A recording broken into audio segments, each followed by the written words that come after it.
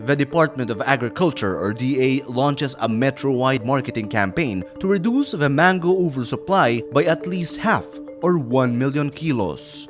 They have set up stalls in the following areas: Department of Agriculture Central Office, Quezon City, 8 a.m. to 4 p.m. Bureau of Plant Industry, Manila, 8 a.m. to 4 p.m. Muntinlupa City Hall, 8 a.m. to 4 p.m. Parañaque City Hall, 8 a.m. to 4 p.m. Walter Mart North EDSA, Quezon City, 9 a.m. to 9 p.m. Walter Mart Makati City, 9 a.m. to 9 p.m. and Walter Mart Pasay City, 9 a.m. to 9 p.m. The campaign will run until Tuesday, June 11, but it may last until there are no more stocks left. Agriculture Secretary Emmanuel Piñol says that while the oversupply provides an opportunity for farmers to sell more, there was a failure on government's part to help develop the industry sooner.